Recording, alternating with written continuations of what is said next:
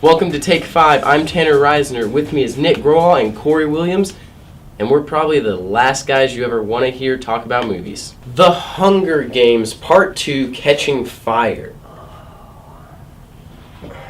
I cannot stress enough how bad this movie is gonna be.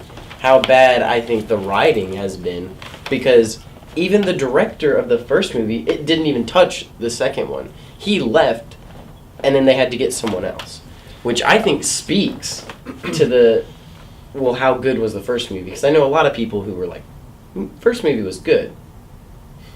I know a ton of people, even my brother, thinks that The Hunger Games Part 1 was a great film. He's in denial. Yeah. You may be looking at Hollywood buying these entities and buying rights to make a book with that just for a bottom dollar. They're like, no matter what we do, as long as we get this out pretty quick within the next year or two, they're gonna make people will money. go see it, instead of maybe even figuring out, okay, what did people like about this book? Because I read The Hunger Games, I read all of them, and I didn't really think I was gonna like them. I think someone asked me to, and I just did it, and but they were absolutely fantastic books. But at the same time, I'm like, I would never let my kid read this ever, right. Even though they're kind of, I think, directed at younger readers. Yeah, definitely. I'm like, this is violent as all get out. And it was actually very deep, emotionally, psychologically conflicted, a lot, in terms of, this post, almost apocalyptic, we've rebuilt, right. there's Post-World this. War. Yeah.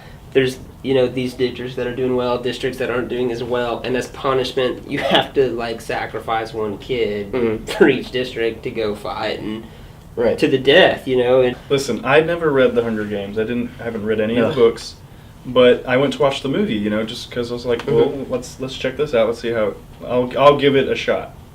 And I found myself at times confused because they wouldn't explain things. There was the flashbacks in the movies, I'm pretty in tune in movies. I don't have to sit there and ask what's going on, but I'm sitting there like, what's with the bread? I don't get this. Yeah. And so I feel like they just, in terms of translating it from a book series to a movie, they didn't do a good job at all. Right. They didn't touch on a lot of things that made it deeper for the reader in the book, that they just kind of glossed over or didn't even mention in the movie. Something that I know we've talked about, the second one, is President Snow. Yeah. That they are throwing him everywhere. Because it seemed from the way you guys explained to me and from what I've read up in the book series is that he's seen more of an Emperor Palpatine kind of level where you don't see him and he shows up at the end. And so I think, that was what's strange to me too. It's like this guy is this kind of unspoken evil entity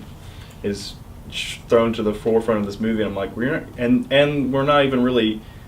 He's not given. I'm not given a reason as a viewer to view him as that. It's just like, oh, he's just the president. See, and in the trailer, it even shows him stating that, oh, we have to get rid of her, so we're gonna throw this game where she is forced to come back. Yeah.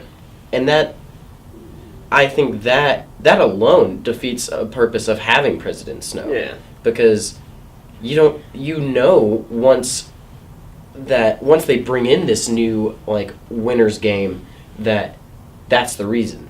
You know that they're trying to kill her, but you don't have to be told that. And I think they're giving too much to the audience. I think they're not leaving anything for the audience to figure out. And from what I understand, when we watched the trailer, both of you were kind of surprised at how little of the actual Hunger Games there was in the trailer. The first trailer, I think with the second trailer, they made it more about the games. So they revealed just kind of the stage. Start of right. The circular stage. Because the first, I think, 2 trailers I watched didn't state anything. And then I was scared that it was going to be nothing about the games, that they were just going to gloss over the games. You know what I mean?